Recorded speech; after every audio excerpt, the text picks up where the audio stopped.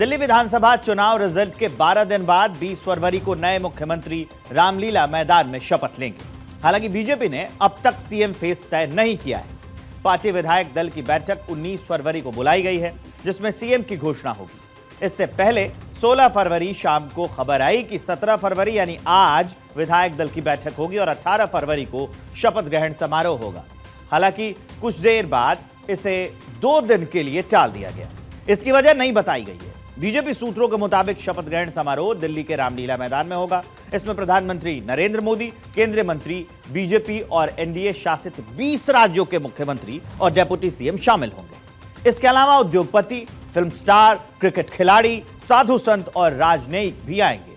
BJP सूत्रों के मुताबिक दिल्ली के 12 से 16,000 लोगों को भी बुलाने की तैयारी की गई है। कार्यक्रम की व्यवस्था की देखरेख के लिए बीजेपी महासचिव विनोद तावड़े और तरुण चुग को प्रभारी बनाया गया है। दिल्ली में 27 साल का वनवास खत्म कर भारतीय जनता पार्टी ने अपनी सरकार बनाई है और अब शपथ ग्रहण की जो तैयारियां हैं वो दिल्ली के रामलीला मैदान में की जाएंगी। दिल्ली के रामलीला मैदान में शपथ ग्रहण को भव्य और दिव्य बनाने के लिए कई तरीके की व्यवस्थाएं की गई हैं। मेरे पीछे आप ये सोफा देख रहे हैं, जिनको आगे फर्स्ट रो में लगाया जाएगा, जहां पर वीवीआईपी जो होंगे, जिनको आमंत्रण दिया जाएगा, वो यहाँ पर बैठेंगे। पहली जो रो है ये इस तरीके की बनाई जाएगी। इसके अलावा जो मुख्य गेस्ट होंगे, ये सामने जो एक मंच, आपको परंपरागत मंच है ये रामलीला मैदान का, वहां नजर आएंगे और उसके बगल में ठीक 2 और मंच तैयार किए जाएंगे। यानी कि रामलीला मैदान में शपथ ग्रहण के लिए 3 मंच तैयार किए जाएंगे। इसके अलावा 20,000 कुर्सियां जो हैं वो इस स्थान पर लगाई जाएंगी। और अब चूंकि रामलीला मैदान में शपथ ग्रहण की तैयारियां हो रही हैं, तो लगातार जो इसकी तैयारी है वो भी की जा रही है। आप देख सकते हैं किस तरीके से जो टेंट हैं, जो खंभे हैं और इसके अलावा जो मैट है, यानी कि जो कालीन है, रेड कारपेट, वो बिछाया जा रहा है। और इसी रेड कारपेट पर जो दिल्ली के नए मुख्यमंत्री होंगे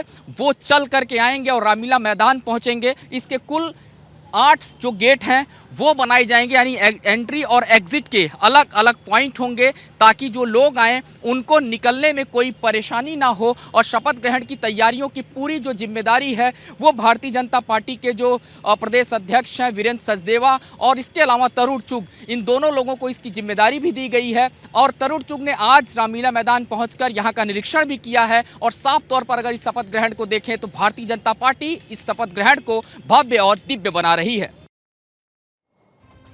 इन तैयारियों के बीच कयासों का दौर लगातार जारी है। सूत्रों के हवाले से खबरें जो छनकर बाहर आ रही हैं, उन खबरों के मुताबिक मुख्यमंत्री पद के दावेदार कई लोग हैं।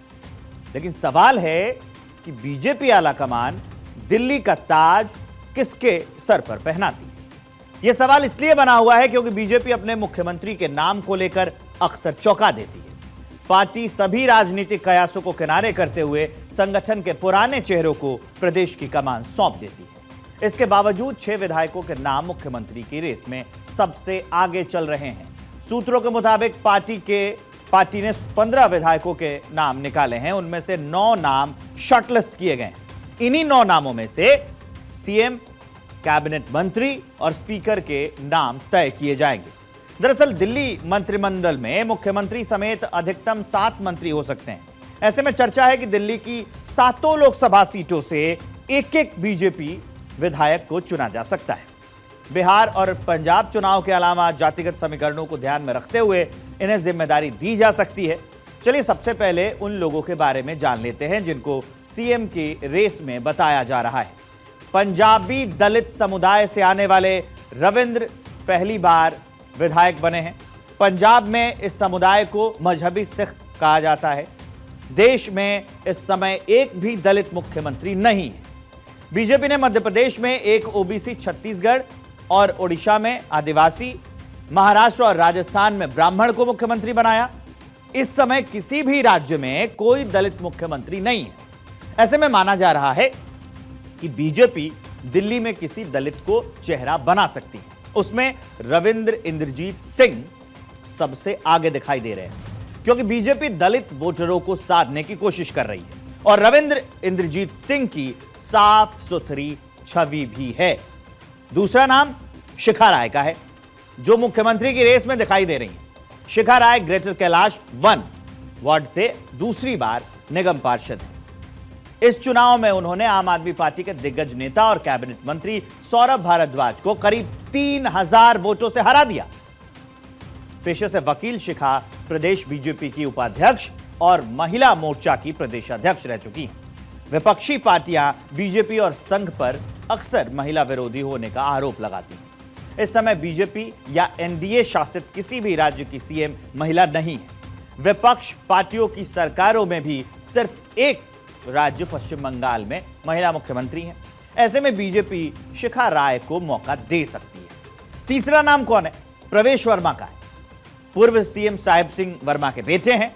जाट समुदाय से आने वाले प्रवेश ने पूर्व सीएम अरविंद केजरीवाल को नई दिल्ली सीट से 4099 वोट से हरा दिया। वो पश्चिमी दिल्ली से 2 बार सांसद भी रह चुके हैं। 2019 का लोकसभा चुनाव उन्होंने 5.78 लाख वोट यानी कि 5,78,000 वोट से चुनाव जीता, जो दिल्ली के इतिहास में सबसे बड़ी जीत थी। प्रवेश बचपन से ही संघ से जुड़े रहे हैं।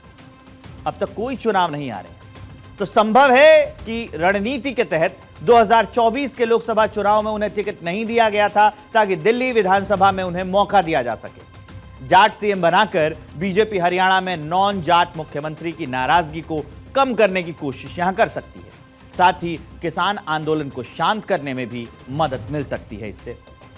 चौथा नाम विजेंद्र गुप्ता का है, जिन्होंने छात्र राजनीति से अपने करियर की शुरुआत की थी। दिल्ली यूनिवर्सिटी के उपाध्यक्ष रहे थे।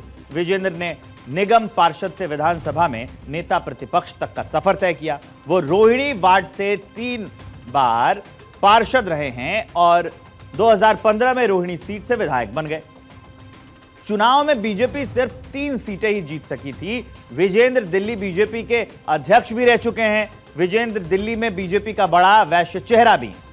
संगठन के साथ संघ में भी उनकी मजबूत पकड़ है।